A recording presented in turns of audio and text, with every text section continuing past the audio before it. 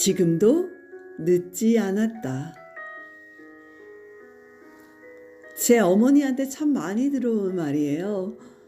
지금도 안 늦었다. 다시 해봐라.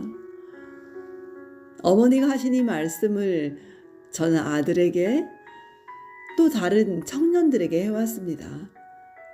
그리고 누구보다도 저 자신에게 늘 해왔고요. 제 나이 32에 조선일보 신춘문예에 단편 소설이 당선돼 소설가를 꿈꾸던 저였는데요. 실은 나이 42이 될 때까지 소설 한 편 쓰지 못했습니다. 그래도 지금도 늦지 않았다고 생각하고 직장마저 그만두고 소설 쓰기에 도전해봤어요. 소설은 잘 써지지 않았습니다.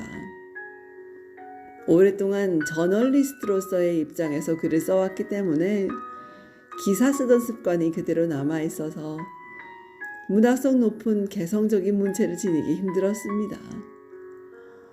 소설의 구조 또한 뼈대만 남아있고 섬세한 서정의 물기가 없었어요. 현실적 사실과 문학적 상상력의 차이를 잘 조화시켜서 그렇게 저만의 소설의 그릇에 담기엔 역부족이었던 것 같아요. 다시 시를 쓰고 싶다는 생각이 들었습니다. 오랫동안 시를 쓰지 않았는데 시를 쓸 수 있을까 하는 두려움이 앞섰어요. 그래도 지금도 늦지 않았다라고 생각하고 다시 시를 쓰기 시작했죠. 1997년 별들은 따뜻하다라는 시집 이후에 7년 만에 나온 시집 사랑하다가 죽어버려라가 바로 그것입니다. 그 시집은 독자들의 많은 사랑을 받았어요.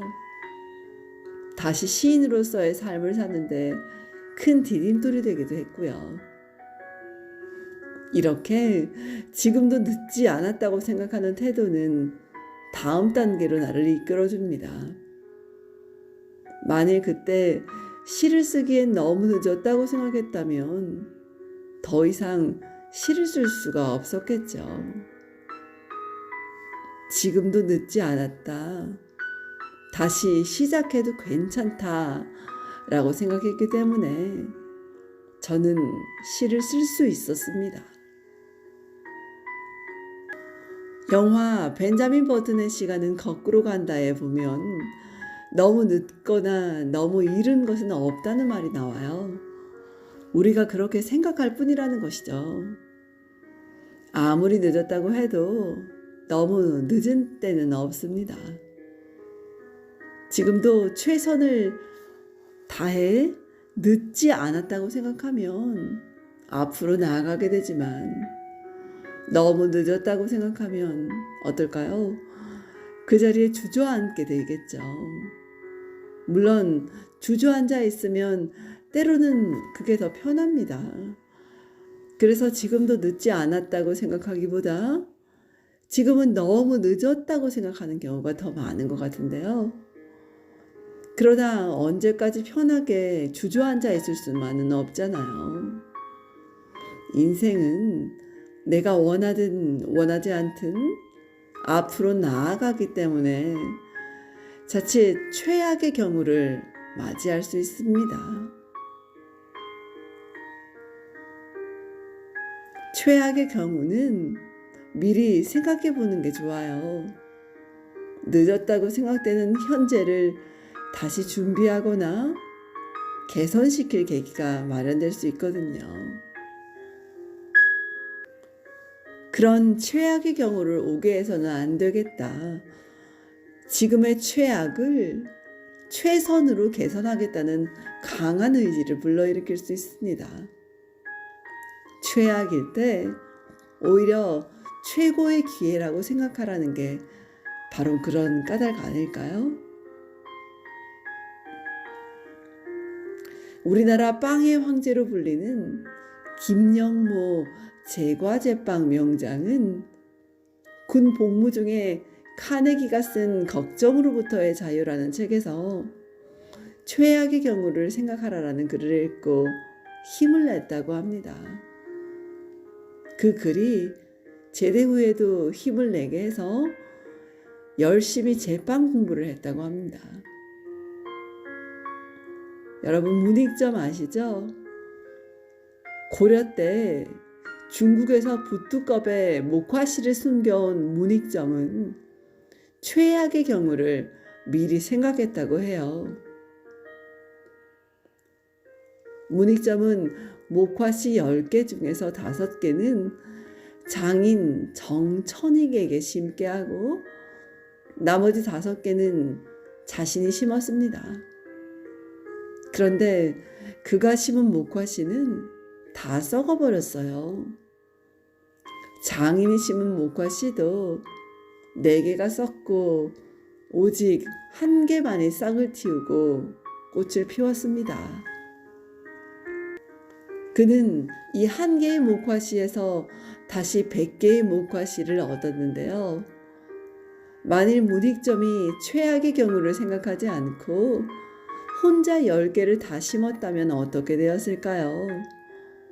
아마 그의 노력은 헛된 일이 되고 우리 또한 오랫동안 속옷을 입지 못하고 혹한에 떠는 삶을 살았을지도 모르겠습니다. 최악의 경우를 미리 생각한다는 것은 지금도 늦지 않았다는 희망을 가지게 해줍니다. 이미 늦었다고 생각하는 건 바로 절망하는 것입니다. 이제 끝났다고 생각하는 순간에 희망은 바로 옆에 있어요. 지금도 늦지 않았다고 생각하는 것은 희망과 용기를 가지는 것입니다. 다 아는 이야기지만 방향이 중요하지 속도가 중요하진 않잖아요. 그런데 그 방향이 잘못되었을 때가 있어요. 그때엔 지금도 늦지 않았다라고 생각하면 됩니다. 문득 서둘러 걸으면 라싸에 도착할 수 없다라는 티베트 속담이 떠오르는데요. 이 또한 늦었다고 생각하지 말고 천천히 자기만의 속도를 걸어야 목적지에 도착할 수 있다는 뜻이 아닐까요? 너무 늦었다고 생각하고 서둘러 가면 아무리 가고 싶어도 도중에 병이 나거나 주저앉게 돼서 결국 라싸에 갈 수 없다는 뜻이겁니다. 신의 거주지 또는 신의 땅이라는 뜻을 지닌 라싸는 티베트인이라면 평생에 꼭 한 번은 가봐야 할 인생의 성지인데요. 티베트인들은 죽기 전에 라싸에 한번 가보고 죽는 게 인생 최대의 소원이자 기쁨이라고 해요.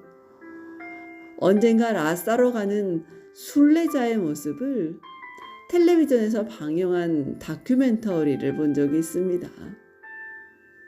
한 명은 삼보일배 하면서 걸어가고 또 한 명은 몇 달간 먹을 간단한 곡물을 실은 손수레를 끌며 가고 있었습니다. 작은 널빤지를 마치 장갑인 양 두 손바닥에 대고요. 무릎엔 타이어 조각을 헝겊으로 친친 맨 채 그렇게 삼보일배하면서 한 걸음 또 한 걸음 앞으로 나아가는 남루한 순례자의 모습은 사뭇 경건하고 감동적이었습니다. 그는 조금도 서두르지 않더라고요.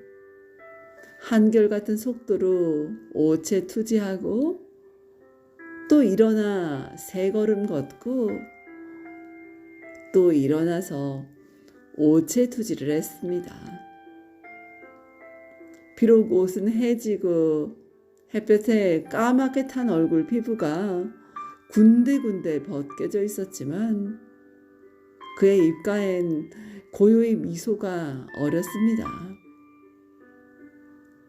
저렇게 삼보일배하지 않고 그냥 걸어가면 될 텐데 왜 꼭 저런 고행의 방식을 택해야 하나. 저는 그런 생각이 들었지만 그것은 라싸라는 경지에 대한 종교적 경외심 때문이 아닐까 하는 생각이 들더라고요.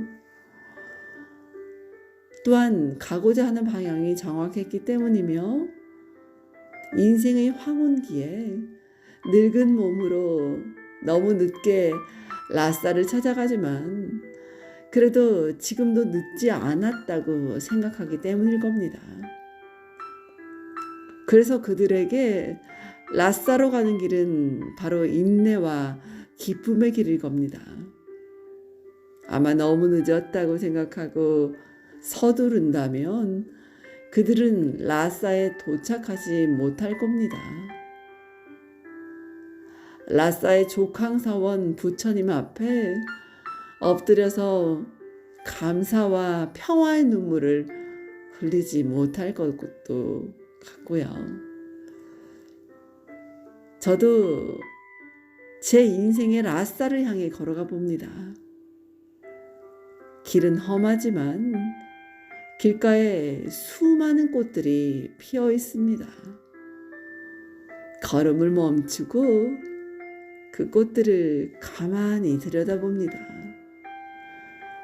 너무 늦었다고 생각하며 피어난 꽃들은 아무도 없었어요. 지금도 늦지 않았다고 생각하며 꽃들이 자꾸 피어납니다.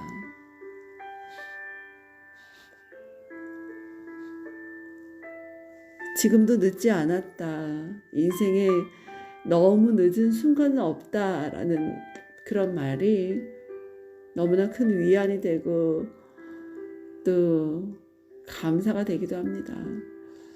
저도 목표하고 있는 인생에 5가지가 있는데요. 지금부터 10년 뒤에, 그러니까 2033년에 제가 그 모습 그대로 또 그 목표를 닮은 모습으로 살아갈 수 있다고 저는 생각을 합니다. 왜냐하면 충분히 열심히 노력하고 또 걸어가면 저한테 반드시 길이 열린다고 생각하기 때문입니다. 이상 내 인생의 용기가 되어준 한마디 책을 낭독해 보았습니다. 오늘도 기쁘고 좋은 날 되십시오. 고맙습니다.